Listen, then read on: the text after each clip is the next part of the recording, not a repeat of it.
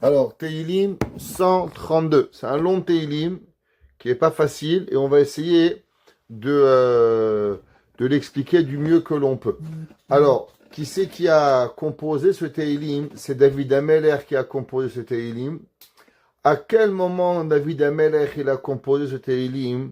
C'est une grande discussion. Est-ce que David Ameller il a composé ce Teilim le jour où David Ameller est devenu roi? C'est là qu'il a composé. Donc on parle au début de sa carrière de roi. Ou bien on parle de David Ameller beaucoup plus tard. David Ameller quand il était déjà roi. Et on parle au moment où il va, après que son fils Avshalom a renvoyé son père, David Ameller a récupéré son royaume. Et c'est là qu'il va composer ce Teilim. Vous allez voir pourquoi c'est important de savoir à quel moment David Ameller il a composé ce Teilim. Aussi, combien de temps David Ameller il a mis pour composer ce Teilim? D'après beaucoup, David Ameller il a composé ce Teilim en 6 mois. Ça a pris 6 mois pour composer ce Teilim et c'est pour ça qu'il y aura beaucoup de choses qui vont rentrer dans ce Teilim. Maintenant, quelle est la ségoula de lire ce Teilim? Tout celui qui a juré quelque chose. Par exemple, il a juré qu'il va faire telle mitzvah. C'est pas bien de jurer, ni de faire un vœu. Mais des fois, on est obligé parce que si on fait pas la mitzvah, si on jure pas, alors automatiquement, on peut pas faire la mitzvah. Comme on va voir que David Ameller, il va faire tout ce qui est en son pouvoir pour accomplir certaines mitzvahs. Et pour pouvoir l'accomplir, il va devoir jurer. Donc, qu'est-ce qui se passe si quelqu'un il a juré quelque chose, il a fait un vœu de faire une certaine mitzvah, et malheureusement, il a de la difficulté à accepter ou à faire cette mitzvah, alors il va lire ce Teilim, et en lisant ce Teilim, ça va lui être facile. Par exemple, de même si quelqu'un il veut faire un vœu, par exemple, il veut faire une certaine mitzvah, et il sait que s'il fait pas un vœu, il va pas arriver à la mitzvah. Par exemple, il va aller aider une personne, mais il sait que s'il va pas faire un vœu, il va pas aller. Alors il a le droit de faire le vœu, de façon à accomplir la mitzvah tout de suite. Maintenant, de façon à ce que le Yetzer Hara ne l'embête pas dans le vœu, alors il dira le Teilim 132, Kouf Lamed Bet, et seulement après, il dira son vœu, et Akadosh Baruch Hu le facilitera de pouvoir accomplir son vœu.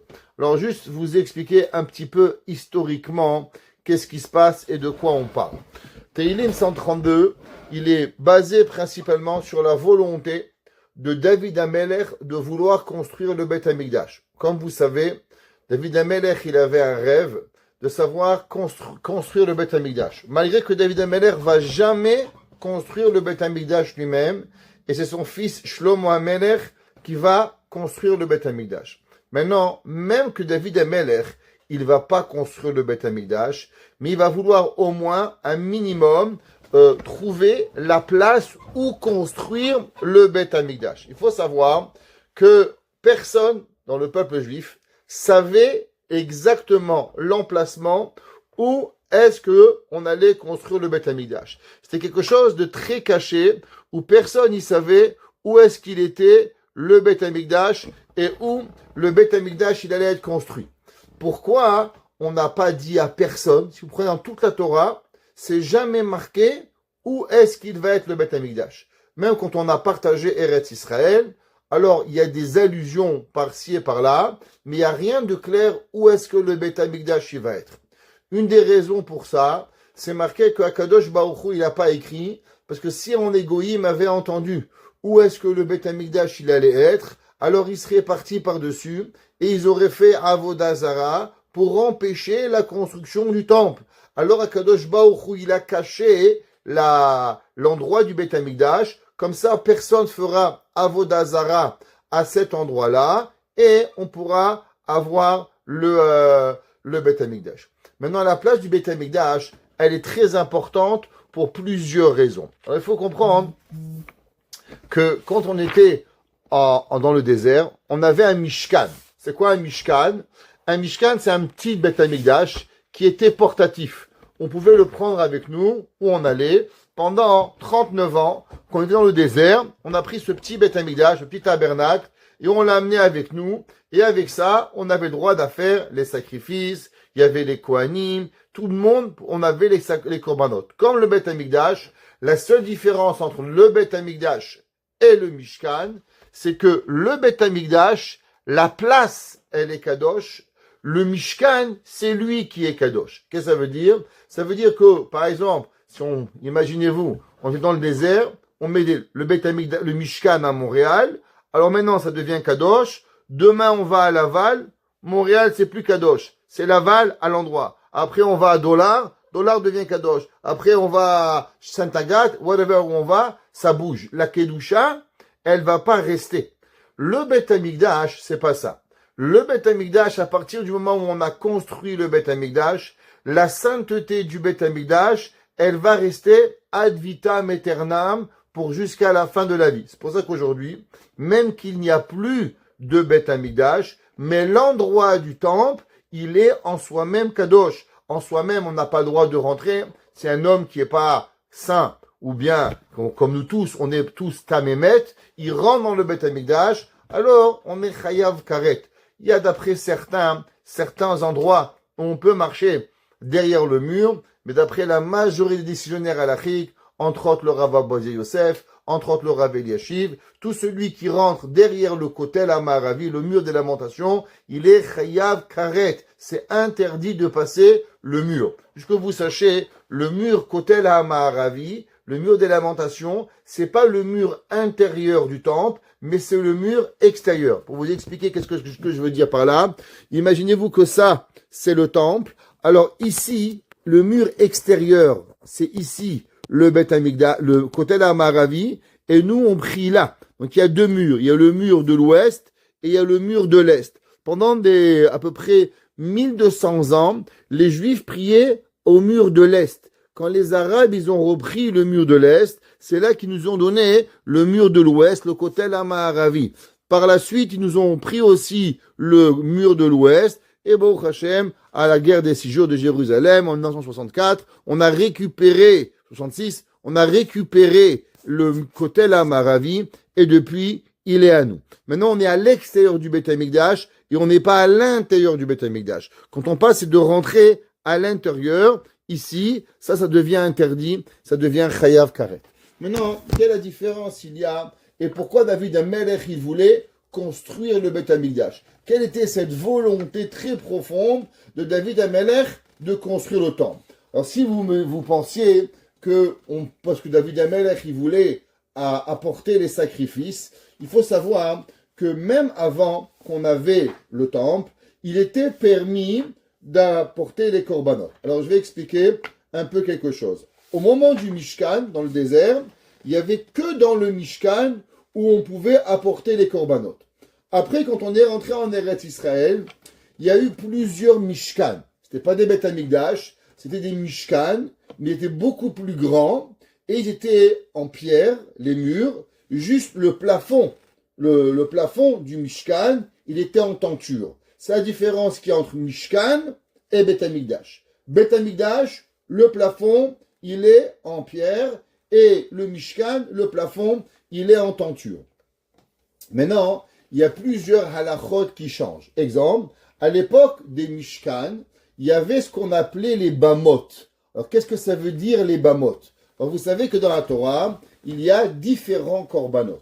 Il y a ce qu'on appelle les korban tzibour, et il y a ce qu'on appelle les korban yachid. Qu'est-ce que ça veut dire un korban tzibour et qu'est-ce que c'est un korban yachid? Par exemple, tous les matins, on doit apporter un korban, un sacrifice, un agneau le matin, un agneau l'après-midi. Korban tamid shel shachar, korban tamid shel ban arbaim. Tous les jours, on apportait au Beth Amikdash ou bien dans le Mishkan 2 agneaux.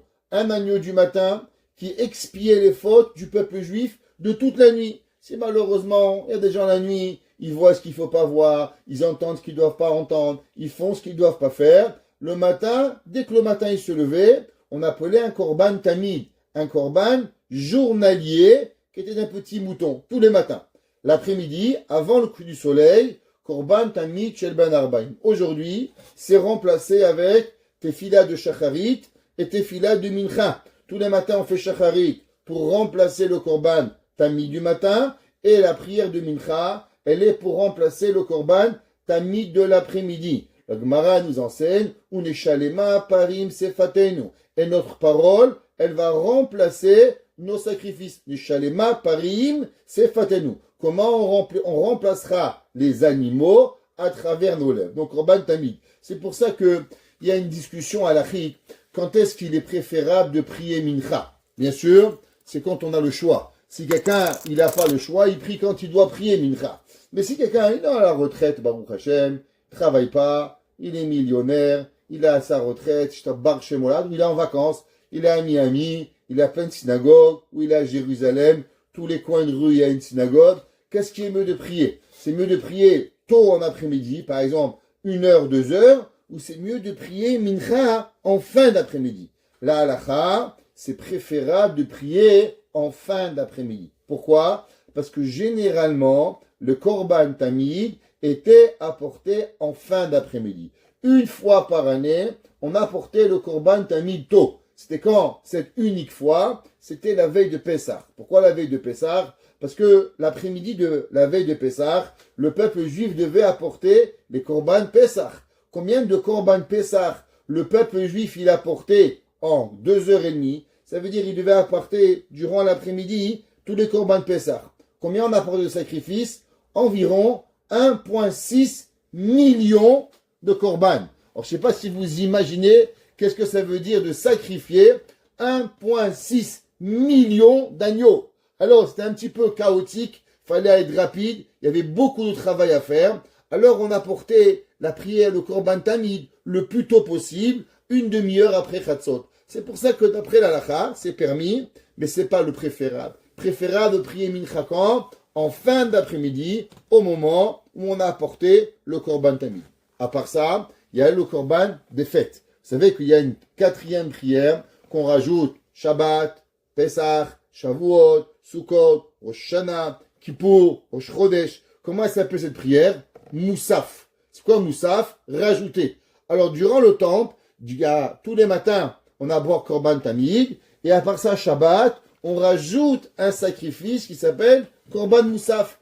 Pesach, Korban Moussaf. Sukkot, Korban Moussaf. Shavuot, Korban Moussaf. Rosh Hashanah, Korban Moussaf. Kippour, Korban Moussaf. Purim, Chanukah, pas de Korban Moussaf. Pourquoi? Parce que Purim et Chanukah, c'est pas une fête de la Torah, c'est une fête rabbinique. Donc puisqu'elle est venue après la Torah, c'est pour ça qu'elle n'a pas de Korban Moussaf. C'est pour ça que durant Purim, il n'y a pas de Moussaf. Durant Chanukah, non plus, il n'y a pas de Moussaf. Il y a le Hallel qu'on remercie Hachem, parce que c'est une fête où on doit remercier Kadosh Baruch Hu. On viendra à Beth Hachem, on en parlera durant la fête de Chanukah. Mais Purim et Chanukah, il n'y a pas de Korban Moussaf à cause que ce n'est pas une mitzvah de la Torah. Donc les Korban Moussaf sont des Korban publics que l'on devait apporter. Donc Korban Tamid, Korban Moussafim sont des Korbanot qu'on devait apporter, que ce soit durant les fêtes ou durant Shabbat. Maintenant, il y a encore d'autres Korbanot qu'un homme il doit apporter. Exemple, un homme, il veut remercier Hachem.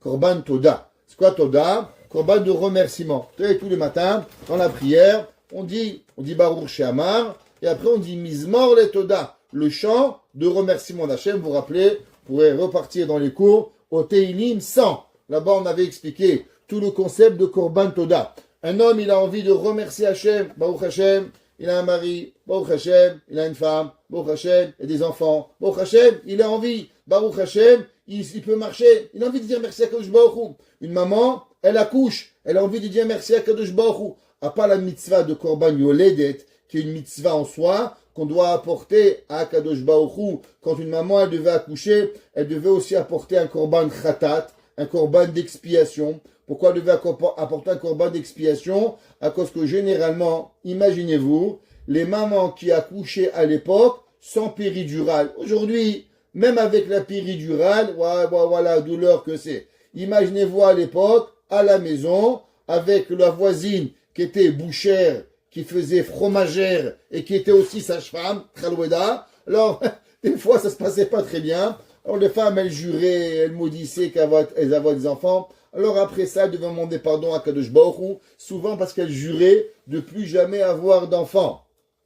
Mais, imaginez-vous que tout s'est bien passé. un homme qui revient de voyage, quelqu'un qui était en prison, qui est sorti en bonne santé, il amène un korban Toda d'Akadosh Baruch Hu. Maintenant, korban Khatat, un homme qui a fait un péché, il veut remercier Hachem.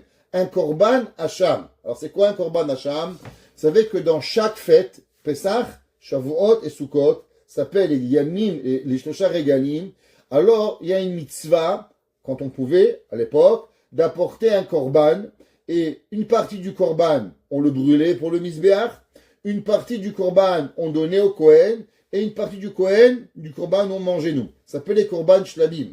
Maintenant, quand il y avait les mishkanim. Alors il y a eu Mishkan Shilo, il y a eu Mishkan Giv'on, Mishkan Galil, il y a Irnov HaKohanim, il y a eu plusieurs Mishkanim, principalement 3 Mishkanot qu'il y a eu. Durant la période où il y avait les Mishkan, alors il y avait tous les sacrifices obligatoires, ils étaient apportés dans le Mishkan. Par exemple, dans la ville de Shilo. Dans la ville de Shilo, on apportait le korban. Maintenant, tous les korbanot qui n'étaient pas obligatoires, qui étaient, on va dire, facultatifs ou personnels, on avait le droit d'apporter ces korban dans une bama. Alors, qu'est-ce que c'est une bama? Une bama, c'est un hôtel. Chacun, dans sa maison, il pouvait faire un petit hôtel, un petit carré, il mettait des pierres. Dessus, il apportait un korban. Il apportait le korban à Kadosh Baruch Hu. Il n'avait pas besoin de prendre et d'aller jusqu'à Shiloh, pas besoin d'aller jusqu'à Nov, pas besoin d'aller là-bas. Il avait dans sa maison, il pouvait apporter un korban sur la bama. Maintenant, quand le Beth Amikdash il va être construit, il va être interdit d'apporter un korban sur une bama. Alors, un peu historique juif, vous savez, le peuple juif, durant le premier temple, depuis qu'on est rentré en Eretz Israël, jusqu'à la fin du premier temple. D'accord? Donc le premier temple a duré 410 ans. Après, juste Mishkan Shiloh, 390 ans. On parle à peu près de 1000 ans d'histoire. Durant ces 1000 ans d'histoire qu'il y a eu, il y avait le peuple juif, ils avaient un grand Yetzerara. Le plus grand Yetzerara, c'était Avodah Zara, idolâtrie. Malheureusement, le peuple juif, dès qu'il pouvait, nous on ne peut pas comprendre aujourd'hui, parce qu'on n'a pas le Yetzerara de Avodah Zara. La Gemara, dans Masechet Gittin, elle nous dit que avant il y avait un Yetzerara énorme sur l'idolâtrie. Et après, Chachamim, ils ont prié que le Yetzerara y part, et il y a eu comme un feu qui est sorti du Saint des Saints et qui est monté. C'était le Yetzerara de la Avodah Zara. Aujourd'hui, on n'a plus ce Yetzerara des gens qui veulent abandonner Akadosh Baruch Hu. Mais avant, ils avaient ce Yetzerara. Le plus grand Yetzerara, c'était Oved Avodah Zara. Les gens, Baal, ils faisaient de l'idolâtrie, il lâchait Akadosh Baruch Hu. Alors Hachem, il les punissait, alors après ils faisaient tchouva, après ils oubliaient, et encore une fois, et ça se passait par comme ça, saccadé. On croyait Hachem, Avodah Zara, croyait Hachem, punition, on revenait, on faisait tchouva. Quand on est le peuple juif, on est des fois un peu têtu, on n'apprenait pas de nos erreurs, et on répétait les mêmes erreurs, malheureusement, pendant 1000 ans, ça s'est passé comme ça. Il y avait un deuxième Yetzerara qui était très fort, c'était qu'au moment où on a construit le temple, le peuple juif, il avait la difficulté d'arrêter les bamot. C'est quoi les bamot? Les bamot, c'était les petits misbéach qu'on avait dans la cour, où là-bas, on avait le droit d'apporter un korban. Alors pourquoi il y avait cette difficulté d'avoir une bama? C'est quoi le principe? Alors je vais vous expliquer un petit peu qu'est-ce qu'il y a. Dans le Beth Amikdash et dans le Mishkan, qui c'est qui peut apporter un korban? Un Kohen. Par exemple, Beth Hashem, que Dieu nous donne la vie, la joie et la santé et les yeux de voir la reconstruction du troisième Beth Amikdash, Bimer Rabbi Amen. Imaginez-vous demain matin, on se réveille, on est tous à Jérusalem, on est là-bas, Mashiach il est là, Ishtabach chez Molahad, et on voit le chauffard, et on voit les Kohanim, on voit les Lévi'im, tout en une soirée, tout peut arriver, moins que ça, en 10 minutes peut arriver. Donc pour amener un korban, qu'est-ce qu'il faut? Il faut un Kohen. Dans les Bamot, c'était pas obligé un Kohen. Vous, moi, tout celui qui veut, il prend son mouton, il prend sa vache, il la prend, et il fait un korban avec. Maintenant, vous savez que dans le Beth Amikdash, qui c'est qui a fait descendre le feu? la première fois qu'on avait le feu qui a brûlé dans le Misbéach, c'était Moshe Rabbeinu, Shlomo Amelech. Shlomo Amelech, d'abord, c'est arrivé au temps de Moshe Rabbeinu, bien sûr, dans Parashat Shemini, après dans le Mishkan, et après quand on est arrivé dans le Beth Amikdash, il y a eu un feu qui est venu du ciel et qui a brûlé sur le Misbéach. Et depuis, on pouvait voir 10 miracles journalièrement dans le Beth Amikdash. La menorah, elle s'éteignait jamais. Le feu du Misbéach, il brûlait. La fumée, elle montait droite. Elle bougeait jamais. C'était Ishtabar chez Molahad. 10 miracles qu'il y avait journalièrement. Maintenant, écoutez bien. À l'époque des Mishkan, quand il y avait une bama, un homme, il pouvait amener un korban, mais il pouvait aussi avoir un test. Quel test? Aujourd'hui, si vous voulez savoir si vous êtes une bonne personne ou une mauvaise personne, comment vous pouvez savoir? Aujourd'hui, vous savez, il y a des gens, celui-là il dit qu'il est rabbin, l'autre il me dit qu'il est radin, on ne sait pas trop qui est quoi. On n'a pas de thermostat. Moi, je n'ai pas un thermostat que je mets sur l'oreille du rabbin. Ah, bon rabbin. Ah, mauvais rabbin. Je ne sais pas. Moi, je n'ai pas de thermostat. On a la Emouna, mais on n'a pas de test qui est un bon ou qui est mauvais. Vous pouvez voir un monsieur, il a l'air pas bien. Peut-être qu'il est bien. Vous avez une personne qui croit qu'elle est bien. Combien de fois, malheureusement, des gens, on est sûr que c'est des grands tzadikis, mais après, Barminan, on entend des choses. On ne peut pas savoir. On n'a pas de thermostat de rabbin. Pourtant, à l'époque, il y avait, oui, un thermostat. C'était quoi le thermostat? Un homme, il avait à la maison, il avait une bama. Là-bas, il a amené un korban. Il attendait. S'il était tzaddik, il méritait que Hachem, il envoie du ciel un feu qui brûlait le korban sur place. Imaginez-vous, vous aviez un voisin, il amène un korban, il fait shechita, il dépose l'animal, et vous voyez de vos propres yeux que Akadosh Baruch Hu, tout seul, il envoie un feu du ciel et qui brûle le korban. Est-ce que vous allez douter de la sagesse et de la grandeur de cet homme-là?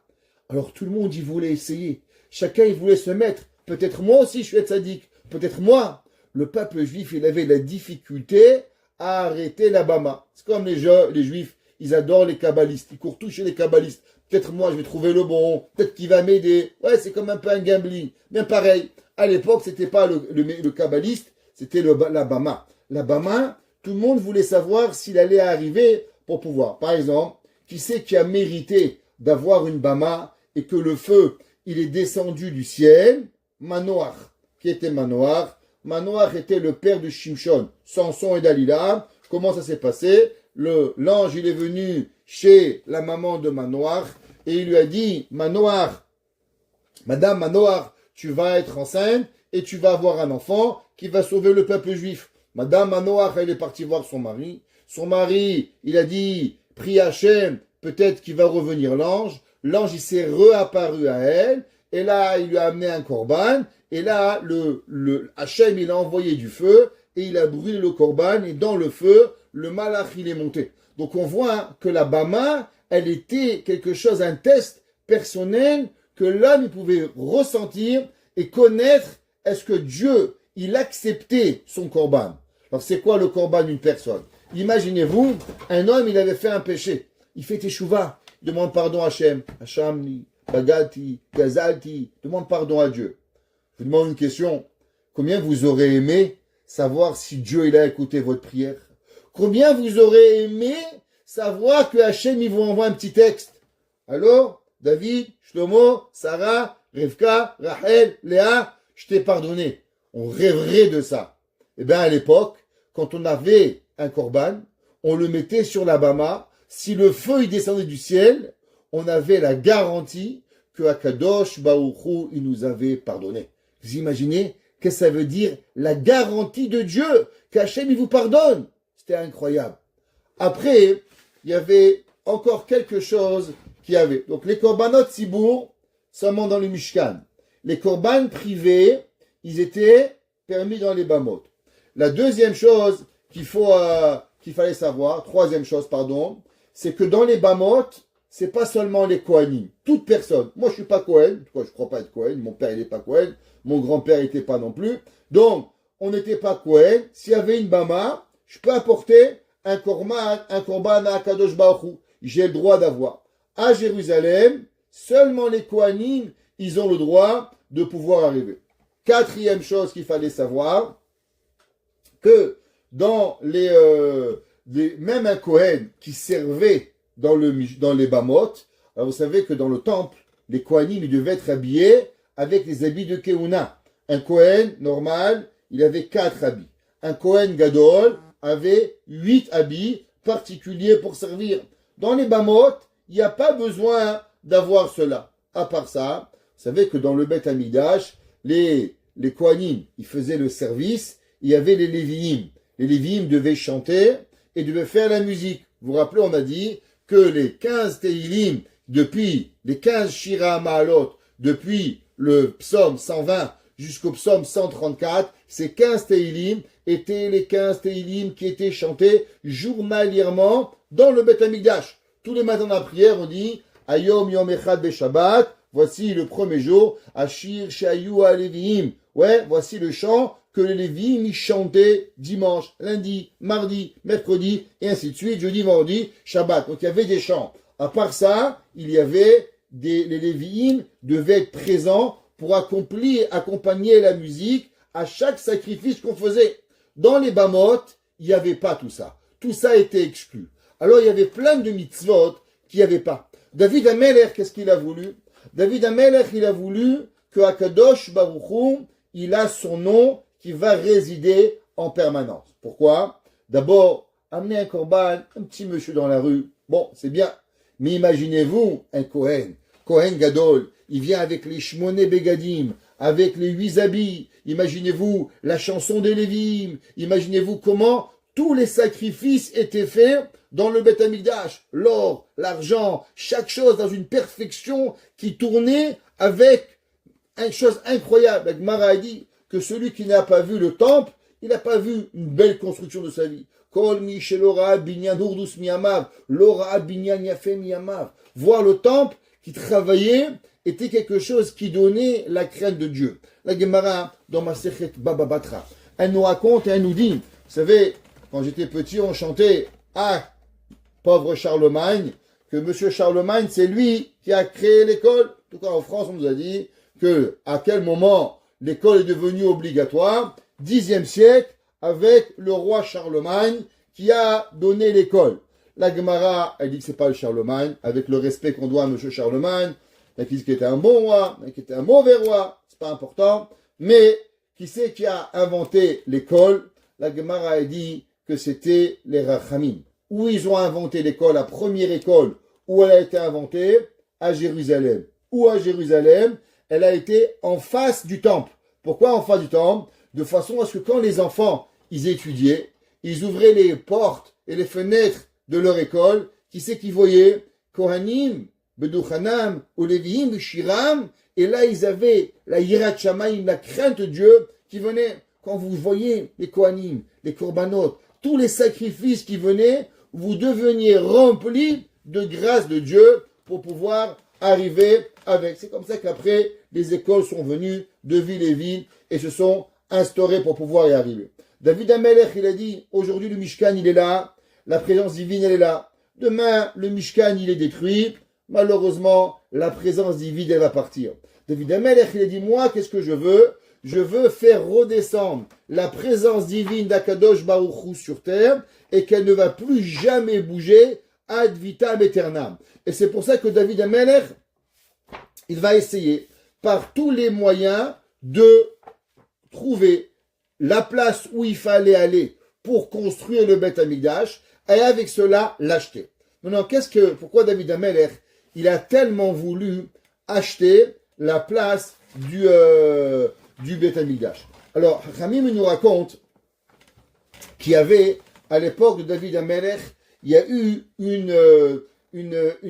un coronavirus, un virus malheureusement, où il y a eu 70 000 juifs qui sont morts. De quoi?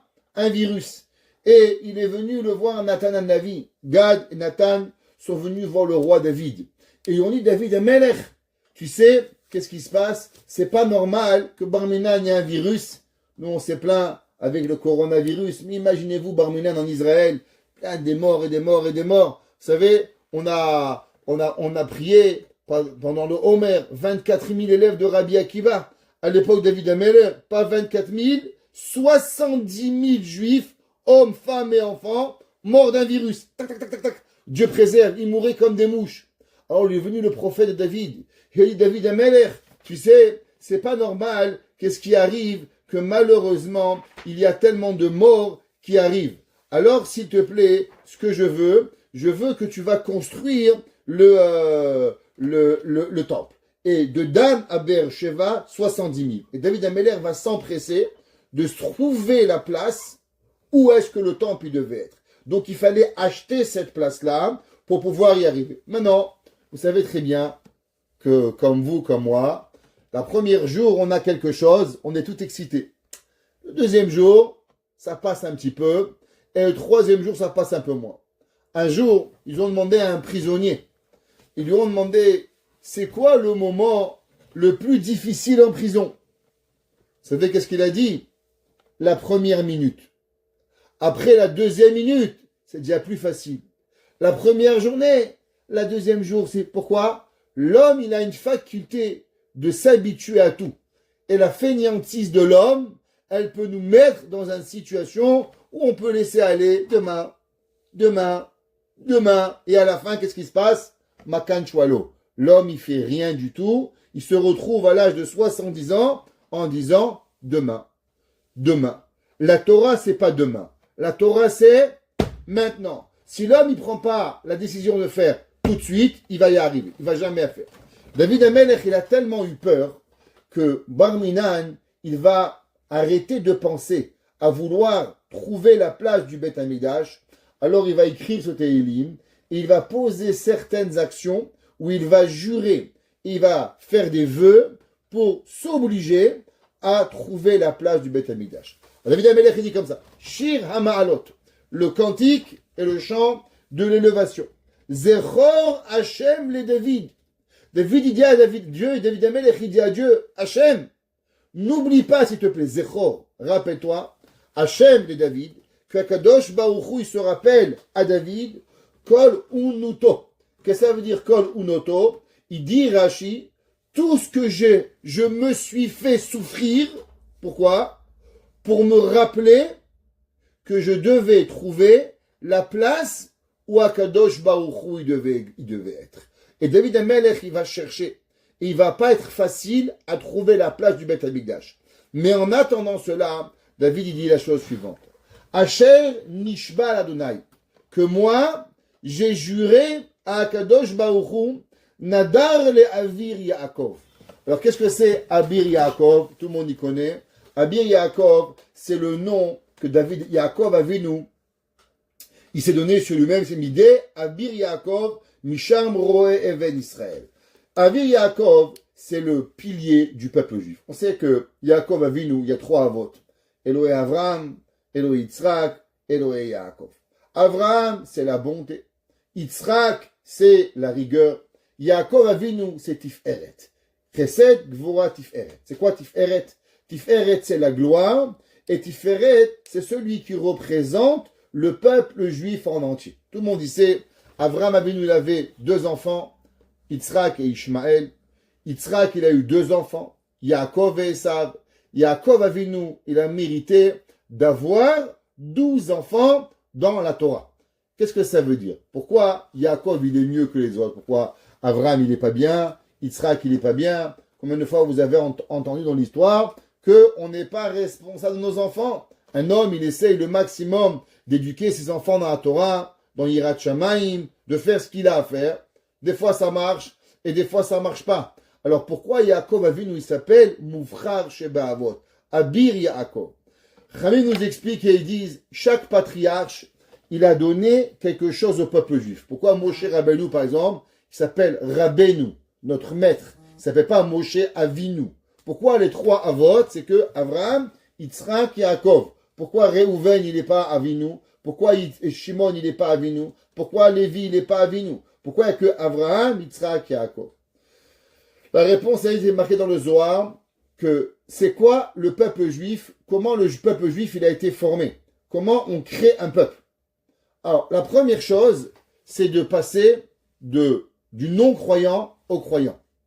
C'est qui le premier qui est né dans une situation non croyante et qui est devenu croyante? Avraham Avinu. Avraham Avinu, il représente le père de tous les convertis. Pourquoi une femme, un homme, il se convertit? Comment on l'appelle? Bat Avraham Avinu. Ben Avraham Avinu. Pourquoi? Un homme, il est chinois, il est japonais, il est africain, canadien, whatever, qu'est-ce que c'est? Il n'est pas croyant, il devient croyant. Qui c'est qui a fait le premier cette démarche de non-croyant à croyant? C'est Avraham. Avraham, c'est le père de ce qu'on appelle du passage de la personne qui était non-croyante à la personne croyante. C'est quoi Yitzhak? Yitzhak représente le premier enfant né d'un père croyant. Yitzhak Avinu. Mais c'est pas suffisant. Pourquoi? Parce que il y avait Yaakov, il y avait Esav, Ishmaël, pardon. Ishmaël, il est né d'un père croyant, et pourtant, lui, il a quitté. Donc Yitzhak Avinu, il représente le début de la formation du peuple juif d'avoir un père juif et de rester juif. Maintenant, Yaakov Avinu, c'est quoi Yaakov? Jusqu'à Yaakov Avinu, toute personne avait le droit de naître juif, mais pourtant de quitter le peuple juif. Prenez Esav. Esav, il est né juif et il a quitté le peuple juif. Alors comment on a arrivé à garantir la pérennité du peuple juif? Yaakov Avinu, pourquoi il s'appelle Moufrar chez Be'avot? Parce qu'il a eu 12 enfants. Et à travers ces 12 enfants, il va maintenir que les 12 enfants, ils vont rester dans la Torah. Donc qu'est-ce qu'il a créé Yaakov? Yaakov, il a créé l'éternité. En un mot, Abraham, il a créé le peuple juif. Yitzhak, il a créé l'État. Et Yaakov, il a créé l'éternité. Alors maintenant, qu'est-ce que c'est le Beth Amikdash? Le Beth Amikdash, il représente de créer la sainteté à l'éternité. C'est pour ça que David Amelech ici, il dit, qu'est-ce que moi j'ai voulu? Quelle différence il y a entre le Mishkan et le Beth Amikdash? Le Mishkan, il peut être, mais au moment où on le bouge, au moment où on le détruit, alors ni la place, ni lui, il reste Kadosh. Pourquoi? Parce qu'il n'est pas dans l'éternité. Il représente Abraham, création, être, mais pas l'éternité. Qui c'est qui représente l'éternité? Yaakov. C'est pour ça qu'il dit Yaakov, il dit David Amelech, Asher Nishba la Adonai, à cause que David, il a juré à Dieu, Nadar le Abir Yaakov. C'est quoi Abir Yaakov? Abir Yaakov, c'est à celui, de la même façon que Yaakov Avinu. Il a créé l'éternité du peuple juif. Pareil, moi j'ai envie d'avoir le Makom Amikdash, la place de sainteté d'Akadosh Baruch Hu, qui est le temple. Pourquoi? À l'éternité, qu'elle va exister à chaque moment de notre vie, on va pouvoir arriver. À part ça, c'est qui le premier dans l'histoire juive qui a fait un vœu? Dans la Torah, c'est qui le premier qui a fait un vœu? Le premier qui a fait un vœu, c'est Yaakov Avinu. Dans la paracha la semaine dernière, paracha de Vayetse, qu'est-ce que Yaakov Avinu il a dit à Dieu? Yaakov Avinu il a dit à Kadosh Baruch Hu, Vaïdar Yaakov Neder. Il a dit à Dieu, si toi tu vas me garder, Ushmarani Baderer, et quand je vais revenir, Aser je vais te donner 10% de tout ce que je vais avoir, et d'après certains, 20%. Aserenu, 10, ça fait 20%. Ramim, ils nous disent, vous savez, c'est une des raisons qu'on doit faire attention aux vœux. Yaakov Avinu avait promis à Dieu que dès qu'il reviendrait de Lavan, alors il lui donnerait. Combien de temps Yaakov Avinu il a mis pour pouvoir faire la route de Haran en Eretz Israël? Il a mis exactement 2 ans. 2 ans de temps d'aller de Haran, aller en Eretz Israël. C'est pas un très long chemin. Et Chachamim nous dit, la Torah nous dit que Yaakov, il a pris son temps. Yaakov, il n'a pas pressé de partir, il allait doucement. D'abord, il a eu un problème avec son beau-père, avec Lavan, après il a rencontré Esav, après il est allé à Shrem, et ainsi de suite. Maintenant, qu'est-ce que cela a causé? Cela a causé, la Gemara dit, Dieu préserve, attention à ce qu'on dit, mais il faut savoir. La Gemara dit, Yaakov Avinu, durant le retour, il va lui arriver 3 catastrophes. La première catastrophe qu'il va avoir, c'est qu'il va faillir mourir, il va faillir mourir Yaakov lui-même. D'abord avec Lavan, deux, avec son frère Esav, qui a voulu le tuer. Pourquoi il a failli mourir? Qu'est-ce qu'il a fait? Yaakov, c'est marqué, Vayira Yaakov Meod. Yaakov, il a eu très peur. Chachamim, ils nous disent, à cause qu'il a traîné dans son vœu. Deuxième chose, sa fille, elle va se faire violer. Dina, va tétser Dina. Ouais, dans la paracha de cette semaine, qu'est-ce qu'on voit? Que Dina, malheureusement, Yaakov va arriver à Shrem, et là-bas il va rencontrer un homme qui s'appelait Shechem Ben Chamo, et qui va voir Dina, et que malheureusement il va abuser de cette jolie fille juive qui s'appelait Dina, et il va la faire souffrir. Et alors après, les frères de Dina, Shimon et Lévi, ils vont éradier, et ils vont devoir tuer toute la ville de Shrem. Pourquoi c'est arrivé à Yaakov Avinu? Malheureusement, à cause qu'Yaakov Avinu, il traîne encore. La troisième chose qui arrive à Yaakov Avinu, il va perdre sa femme Rachel. La Torah dit, mais pourquoi Yaakov, il perd sa femme Rachel? Qu'est-ce qui lui arrive? Il dit, le Midrash dans Tantruma, c'est marqué dans Yakut Shimoni, que à cause que Yaakov Avinu, il avait promis à Dieu, Vayidar Yaakov Neder Lachem, et Yaakov, il a fait un Neder, à Kadosh Baruch Hu, que quoi? Ushmarani Baderech, et que tu me ramènes à mon père, Aser Aserenolach. Depuis quand un homme, il doit traîner? Un homme, il doit payer ses dettes rapidement, le plus rapidement possible qu'il doit avoir. La vérité, je vais vous dire, on doit apprendre des chassidim. Les chassidim, vous savez, c'est une chose incroyable. Quand ils font un vœu de quelque chose, par exemple, ils vont à la synagogue, ils promettent 18, 26, 100, c'est pas important. Le soir même, samedi soir, ils payent. Alors, Rabbi, j'ai promis un éder. Combien je paye? Où on arrive? Il faut faire excessivement attention au neder qu'on va arriver. Yaakov Avinu, qu'est-ce qu'il dit? Abir Yaakov. Il dit attention, je sais d'où vient le neder. Le neder, c'est Yaakov Avinu. Et de la même façon que Yaakov, malheureusement, il a été puni avec son neder. Alors moi, je vais faire attention de ne pas traîner dans mon vœu, que je veux trouver la place à Kadosh Baruch Hu pour pouvoir y arriver et accomplir ce que Hachem, il veut de moi. Im avo be'ohel beti. Yaakov Avin, David Amelech, il dit, qu'est-ce que moi je cherche? Je cherche à pouvoir trouver la place à Kadosh Baruch Hu. Alors, David Amelech, il va le dire en questionnement, mais en vérité, c'est un vœu. Il dit, je fais un vœu de ne pas rentrer dans ma maison. Alors, qu'est-ce que ça veut dire, je ne vais pas rentrer dans ma maison? Il y a beaucoup d'explications qui est arrivé. Beaucoup, ils disent que David Amelech, il a dit qu'il y a un homme, il a une maison. Il y en a qui disent qu'il a un Ohel et un Ohel Beti. C'est quoi? David Amelech, il a dit, vous savez pourquoi un homme, il oublie quand il va en vacances? C'est quoi les vacances?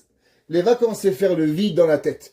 C'est quoi les vacances? Des gens, ils vont en vacances, il dit, reste-toi à la maison. Le mec, il court, il va à droite. Il revient des vacances, il est épuisé. Il a fait des voyages, il a fait de la marche, Les vacances, c'est fait pour quoi? Te reposer, pour avoir de la force, pour mieux étudier, pour mieux. Mais si tu vas en vacances, si tu te tapes à faire des marathons et 300 km de bicyclette par jour, t'arrives en des vacances, t'es mort de fatigue, mon frère. David Amelech, il a dit, un homme, pourquoi il oublie quand il va en maison secondaire? Il dit, je fais un vœu que je vais pas rentrer en maison secondaire. Qu'est-ce que ça veut dire? Ça veut dire que je vais vivre le minimum et ne pas aller en vacances et me concentrer à trouver l'endroit d'Akadosh Baruch Hu. Imavo be'ohel beti. Il y en a qui disent même que David Amelech, pendant ce temps-là, il s'est promis de même pas rentrer dans sa maison. Ça veut dire que tout endroit qui était majestueux, même dans sa propre maison, il va pas aller. Il y en a qui disent que c'était son palais, il y en a qui disent que c'était sa maison principale, il y en a qui disent que David Amelech, il a dit, tant et aussi longtemps que je ne veux pas trouver, alors je vais rester vraiment dans un endroit provisoire qui va être et pas. Vous vous rappelez au début du cours, je vous ai dit, c'est pour ça de savoir combien de temps ça a duré à vos souhaits. Il y en a qui disent que ça a duré 6 mois. C'est pour ça que David Amelech, il va faire ce vœu, parce qu'il doit malheureusement être le minimum avec ce temps-là. Im ele al eresh yetsurai. Si je vais monter, et je vais être alors dans mon lit. Alors qu'est-ce que ça veut dire être dans mon lit? Là, il y a beaucoup de commentaires. Il y en a qui disent savez, la Gemara dans Masechet Shevuot. La Gemara dans Talmud en Shevuot, page 25a. La Gemara a dit, si un homme, il fait un vœu, il dit comme ça. Je fais un vœu que je dors pas pendant une semaine. La Gemara dit, on prend le monsieur ou la madame, on la frappe 39 coups de bâton tout de suite. Pourquoi? Vous savez qu'il est impossible à un homme de ne pas dormir après 3 jours. Après 72 heures, boum, vous dormez. Alors comment David Amelech, il a dit, je fais le vœu de ne pas dormir jusqu'à que je vais trouver l'endroit de Dieu. Et c'est pas possible. Si ça dure une semaine, comment tu vas savoir? Alors, comme ça que le Rav Edelstein, papa, avait demandé à ses enfants. Et il leur a donné 2 réponses. La première réponse, il leur a donné que David Amelech, il n'a pas dit qu'il ne va pas dormir. David Amelech, il a seulement dit qu'il ne va pas aller dormir. Quelle différence c'est de dormir ou d'aller dormir? Vous savez, on a déjà appris dans les lois de Pessah que le soir du Seder de Pessah, il est assourd d'aller dormir. On doit étudier jusqu'à qu'on s'endort. Ça veut dire on doit finir la Haggadah. Après qu'on finit la Haggadah, après 4 verres de vin, il y en a qui sont mahmir, des grands verres de vin aussi, du bon vin rouge. Ouais. Après, on prend un livre et on étudie jusqu'à que le sommeil vous prend. Vous n'avez pas à dire, ah, bon, allez, on va dormir maintenant. Vous êtes en pleine forme. Vous devez rester à la table du Seder jusqu'à que vous endormez. Pareil, David Amelech, il a dit, jusqu'au moment où je trouve l'endroit du Beth Amikdash, je vais jamais aller dormir. Je vais dire, j'ai rien à faire, je vais dormir. Si je m'endors, je m'endors. Mais moi, j'irai pas dormir. C'est la première explication. La deuxième explication, c'est que David Amelech, il a dit, c'est que je vais pas dormir sur un lit de roi. Vous savez, les rois, ils ont des grands lits. Je sais pas si vous connaissez des lits en baldaquin, avec des lits majestueux. David Amelech, il a dit, pendant tout le temps que je vais pas aller, que je vais pas trouver l'endroit du temple, alors je dormirai dans un endroit simple, pas dans un grand lit. Vous savez, il y a le gendre de Rav Chaim Kanievski. Vous savez, il y avait, pendant la Première Guerre mondiale, il y avait le Chafetz Chaim. Le Chafetz Chaim était le Rav de la génération. Il est mort en 1933. Il est né en 1840. 1840 jusqu'à 1933, le Chafetz Chaim. En 14-18, il y a eu la Première Guerre mondiale. Et dans la Première Guerre mondiale, les gens ne savent pas, mais énormément de jeunes juifs ont été à la guerre. Pourquoi? Tous les pays, ils rentraient dans les villes et ils prenaient tous les garçons. Religieux, pas religieux, rabbin, shmer, rabbin, il n'y avait pas. Vous savez que après la Première Guerre mondiale, il n'y avait plus d'hommes en Europe. Pas une blague. Ils disent dans l'histoire qu'il y a eu entre 50 et 60 millions de morts, quasi que des hommes. Et qui c'est qui avait, c'est une des raisons qu'il y a eu la révolution, que les femmes sont parties travailler, c'est parce que les femmes, il n'y avait plus d'hommes pour travailler, ni le champ, ni dans les magasins, il n'y avait plus. Et le Chafetz Chaim, durant la guerre 14-18, du fait qu'il savait qu'il y avait tellement d'enfants d'Israël dans les guerres, alors lui était déjà assez âgé, il était exempté de la guerre, il a dormi par terre pendant toute la guerre, pour se rappeler qu'il y a des juifs qui souffrent. Alors, le Rav Kolodetsky, le gendre de Rav Chaim Kanievski, vous savez qu'à partir du 7 octobre, il y a 2 ans, depuis le jour où la guerre elle a été prise, et que, malheureusement, les otages, sous son lit, il a mis une planche de bois. Il dormait plus sur un matelas, il dormait sur une planche de bois. Sa femme qui a fait montrer, personne ne lui a dit à personne. Pourquoi? Pour pas oublier la souffrance du peuple juif.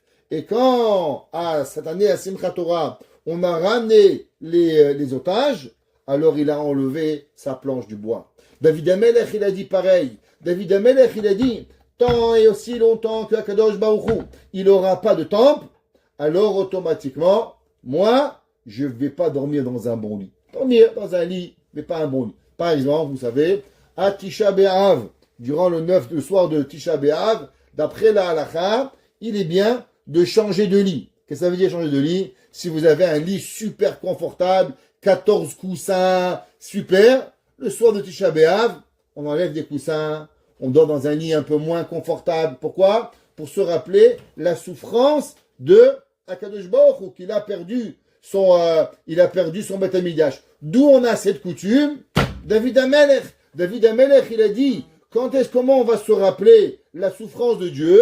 On va pas dormir dans un bon lit. Alors nous aussi, à Tisha B'Av, c'est ce qu'on fait. Le Targum, il dit une troisième explication, c'est la seule et le seul à rapporter dans le Targum, cette explication, que David Amelech, il a dit, tant et aussi longtemps que je ne trouverai pas la place du Beth Amikdash, alors je ne vivrai pas avec ma femme. Mais sur ça, c'est un peu compliqué. Pourquoi? Parce que vous savez qu'un homme, il y a certaines choses qu'il n'a pas le droit de faire. Et entre autres, qu'est-ce qu'il n'a pas le droit de faire? Il n'a pas le droit d'enlever à sa femme ses obligations. Imaginez-vous un homme, il dit, moi, chérie, je vais devenir très religieux. Il dit, oui, à partir de maintenant, on n'achète plus rien. On va vivre avec ce qu'on a. On n'achète plus de nouveaux habits, on fait plus rien, on vit comme les curés, Barminan. On va vivre comme ça en séparé. La femme, elle peut dire à son mari, chérie, vis avec des haillons si tu veux. Mais moi, tu m'achètes mes habits. Le mari, il n'a pas le droit d'imposer à sa femme. Quand il s'est marié, il s'est obligé, il s'est engagé, à She'era, à donner à sa femme à manger, comme il se doit, Kesuta, de l'habiller, comme toutes les femmes de la terre, pas besoin d'aller à Yves Saint-Laurent ou je sais pas où, ni Louis Vuitton, habit normal, et d'avoir une vie maritale. L'homme, il est obligé. Il ne peut pas s'enlever de cette obligation. Donc c'est pour ça que c'est compliqué. Comment David Amelech, il a pu dire, je ne vivrai pas avec ma femme? Mais toi, tu n'as pas le droit de décider. C'est ta femme qui doit décider cela. Pourquoi? Parce que aller avec sa femme, c'est pas seulement un plaisir, c'est une obligation du mari envers sa femme. Le mari, il n'a pas le droit d'enlever à sa femme ce qu'il lui doit. C'est interdit. Donc comment David Amelech, il a pu faire un vœu qui est contre la halakha? Comment il a pu dire, je n'irai pas avec ma femme tant que je ne trouverai pas la place? Mais David Amelech, tu n'as pas le droit. Ce qu'on appelle matne alma shekatuv batorah. Je vous dirais même plus, la Gemara a dit, qu'est-ce qui se passe si un homme il dit à une femme, je te marie, à la condition que j'irai pas avec toi? D'après la Gemara, le mariage il est fait et la condition elle est annulée. Pourquoi la condition elle est annulée? À cause que c'est davar, c'est quelque chose qui appartient à la femme et le mari ne peut pas lui enlever. C'est assourd. Donc comment c'est possible que David Amelech il a fait cette condition? Vous vous rappelez, je vous ai dit qu'il y en a qui disent que David Amelech il a fait ce vœu le jour où David Amelech est devenu roi. Maintenant, quel âge il avait David Amelech quand il est devenu roi? Il avait 13 ans. À cette époque-là, il n'était pas encore marié. Donc si on dit que ce Teilim, il a été fait au moment où David Amelech, il avait 13 ans, donc David n'était pas encore marié. Puisque David Amelech n'était pas encore marié, donc qu'est-ce que David Amelech, il veut dire? David Amelech, il dit, en un mot, je ne me marierai pas tant et aussi longtemps que je ne trouverai pas la place du Beth Amikdash. C'est que David Amelech, il écrit et il dit, si je vais monter sur mon lit, en un mot, vivre maritalement et être marié, tant que je ne trouverai pas la place à Kadosh Baruch. Pasuk Dalet, 134. Im eten shenat le'enai le'afapai tenuma. David Amelech, encore une fois, il dit que je ne vais pas dormir. Qu'est-ce que ça veut dire, je ne vais pas dormir? Alors, encore une fois, c'est impossible qu'il ne va pas dormir. Seulement, il y a des gens, ils adorent dormir. Vous savez, d'où est-ce qu'on sait qu'il y a des gens qui adorent dormir? Et les toldot Noach. Ouais, Noach, se reposer. Voici ceux qui aiment dormir, ceux qui dorment. Il y a des gens qui kiffent dormir. Moi, j'adore sortir, je veux bouger. Il y a des gens, ils s'amusent à faire le bagel. Quand j'étais jeune, j'avais des copains, ils faisaient le bagel. C'est que c'est le bagel? 24 heures. Ils dorment. Ouais, c'est possible, je sais pas. Mais, en tout cas, alors, il y a des gens, ils n'ont rien à faire. Qu'est-ce que tu vas faire? Je vais m'endormir. C'est un kiff de dormir, c'est la mort de dormir. Qu'est-ce que tu vas faire? Un homme, il dort, il est mort. Un homme, il vit pas. Qu'est-ce que ça veut dire? Non, maintenant, imaginez-vous, un gars, il kiffe dormir. David Amelech, il a dit, pendant tant et aussi longtemps que je vais pas construire le temple, je vais pas kiffer dormir. Ça veut dire, je m'endors s'il faut dormir. Mais le kiff de dormir, je l'aurai pas. Ad emsa, mais comme Hachem, jusqu'à que je vais trouver l'endroit à Kadosh Baruch Mishkanot le Avir Yaakov, où là-bas, elle va résider la présence divine pour Akadosh Baruch.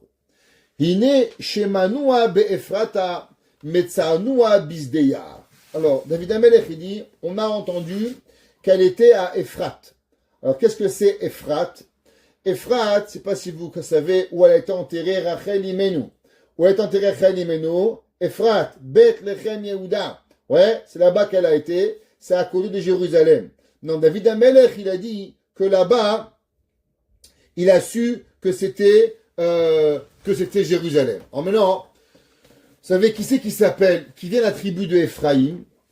Alors, pour ceux qui savent un petit peu, l'histoire juive. Moshe Rabbeinu, il nous a amenés jusqu'au port d'Israël. Après, qui c'est qui nous a fait rentrer en Eretz Israël? Yehoshua. Yehoshua, de quelle tribu il venait Yehoshua? Yehoshua, il venait de la tribu de où? De Ephraïm. Yosef, Hatzadik, il a eu deux fils, Ephraïm ou Ménaché, et Ephraïm, Yehoshua était le prince de la tribu de Ephraïm. Donc, quand on va rentrer en Israël, Yehoshua, il va partager Eretz Israël. Donc, à travers les versets de Yehoshua, il savait où était l'endroit du Beth Amikdash. Seulement, il a dit à personne. Et où est-ce qu'il a caché? Il a caché dans son livre de Yehoshua. Là-bas, Akadosh Baruch Hu, il a, comment on appelle ça? Yehoshua, il a donné. D'où est-ce que c'est marqué? À cause que dans Yehoshua, on sait que la Torah, quand elle parle du Beth Amikdash, elle appelle l'endroit du Beth Amikdash, Ve'alita la makom. Et tu vas monter à l'endroit où Akadosh Baruch Hu, il va te donner. Maintenant, quand on voit où Yehoshua il parle, quand il parle de Ephrat, il parle aussi de montagne. Alors, David, c'est marqué dans la Gemara dans Zvachim, page Aïn Dalet, que David Amelech, il s'est assis avec Shmuel Hanavi. Vous savez que Samuel, le prophète, c'est lui qui a oint David Amelech. À ce moment-là, David Amelech, vous vous rappelez, je vous ai dit que d'après certains, le jour où David a été oint pour être roi, il a voulu trouver la place du Beth Amikdash. Alors, il est allé étudier quel livre avec Shmuel. Il est parti pour aller étudier Sefer Yehoshua. Dans Sefer Yehoshua, c'est marqué là-bas à propos de Binyamin. Alors, juste que vous sachiez, dans quelle partie d'Israël il est Jérusalem? Vous savez que Israël est partagé en 9 tribus et demie. Pourquoi pas 12 tribus?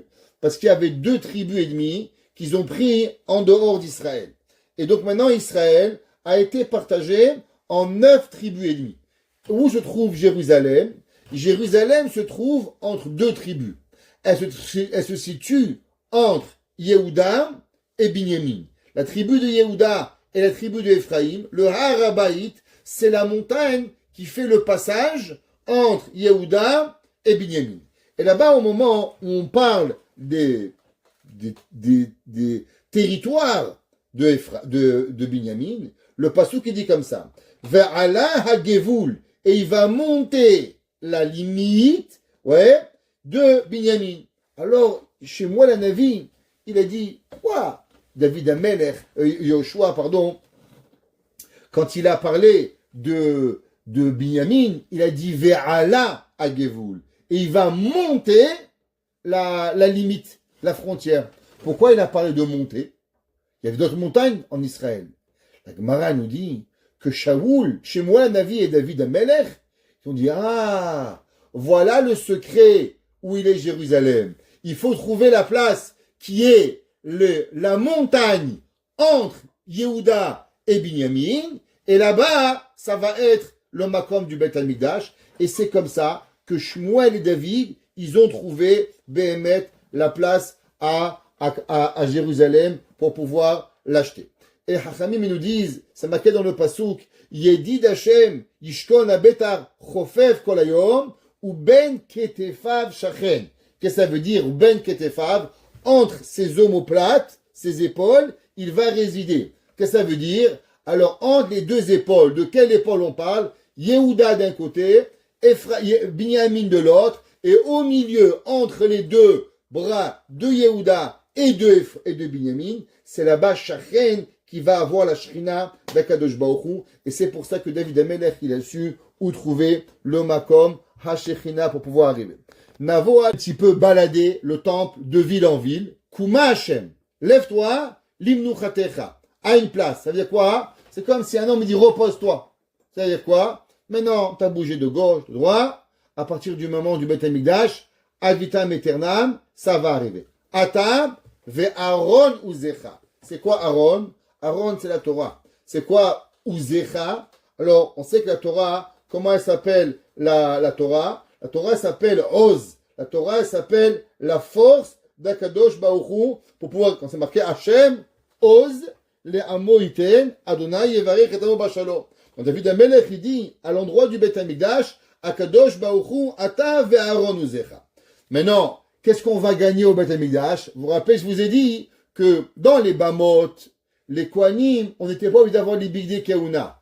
Kohanecha, grâce à la place du Beth Amikdash, Kohanecha, Yilbeshu Tzedek. Maintenant, les Kohanim, ils iront les habits de Kohanim. Va Hasidecha, c'est qui Hasidim? Hasidim, c'est les Lévi'im. D'où vous savez que Hasidim, c'est les Lévi'im. Alors, dans Sefer Devarim, dans Parashat Vedot HaBeracha, dans la Beracha que Moshe Rabbeinu, il a donné aux Lévi'im. C'est marqué où? Les Lévi Amar, Tumecha ve'urecha, les Ish Chasidecha. Donc, qu'est-ce qu'on voit? Quel a été un des adjectifs de la tribu de Lévi? Les Ish Chasidecha. Dit David Amelech que Va Chasidecha Yeranenu. Et les gens pieux, ils vont chanter. Qui chantait? Eh bien, les Lévi'im. Ça qu'on va gagner. Ba'avour David Avdecha, à travers que David Amelech, lui, il a ton serviteur, Al Tashev Pene Meshichecha. Alors, David Amelech, il dit à Dieu, s'il te plaît, à travers tout ce que j'ai fait, tout ce que je me suis privé, jusqu'à que je suis arrivé, je te demande de ne pas enlever que mon fils, il soit le constructeur du Beth Amikdash. Qu'est-ce que ça veut dire? Alors, juste pour terminer, vous savez que Hachem va promettre à David deux choses. Numéro un, que son fils Shlomo, il va construire le Beth Amikdash, et que son fils Shlomo, il va être roi sans condition.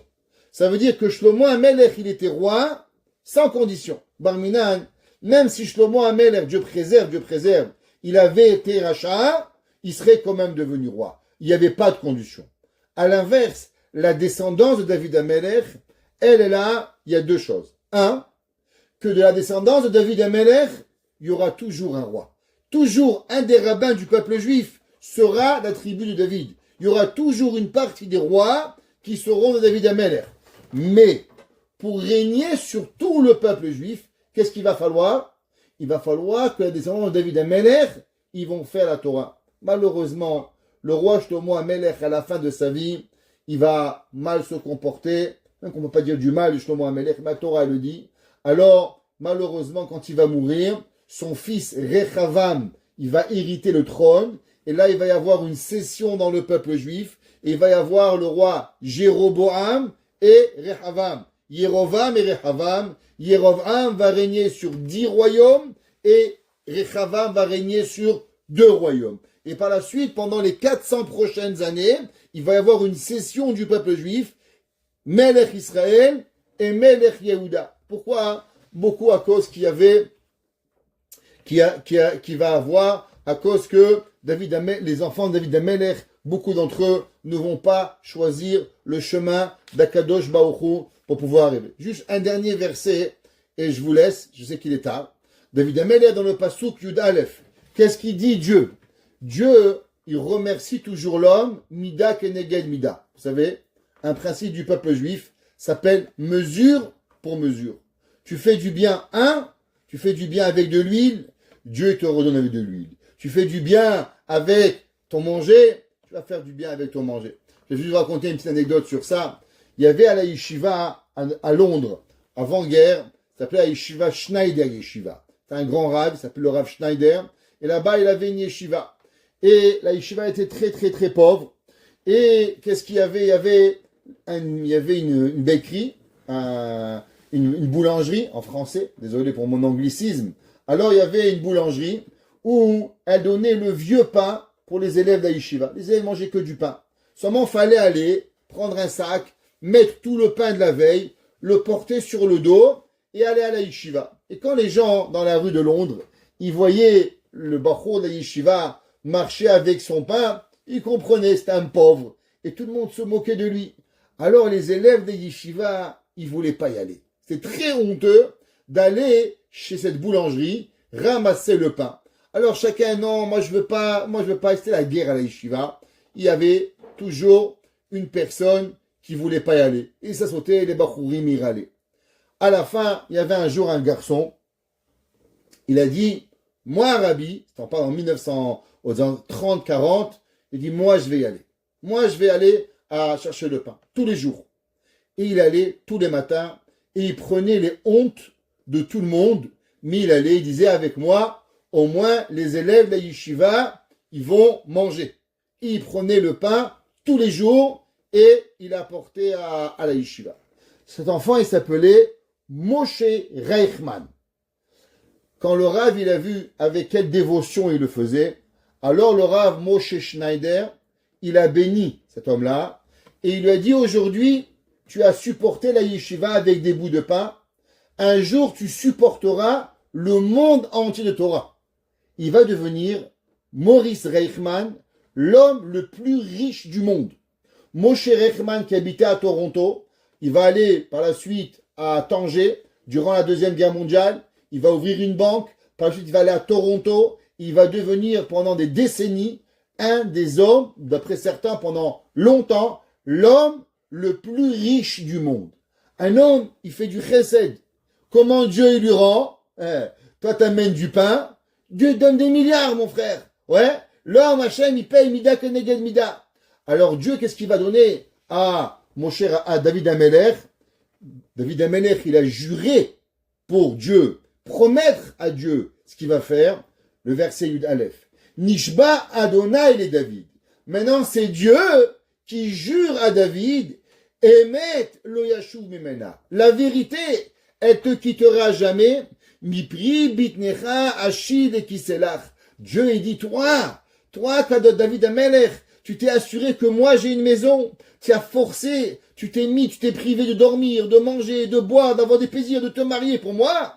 Alors moi je jure que sur la vérité, c'est-à-dire l'éternité, que de tes enfants resteront jusqu'à ad vitam aeternam et que Mashiach viendra de toi par rapport à tout le bien et la souffrance que tu as eu pour moi. Alors moi aussi à Kadosh Baruch Hu, je promets tout le bien que je te donne, non seulement avec une promesse, mais avec une chevoie, avec un jurement, avec un éder, et avec cela, nous vivrons et nous aurons Mashiach Tzidkenu, Bimhera Beyamenu.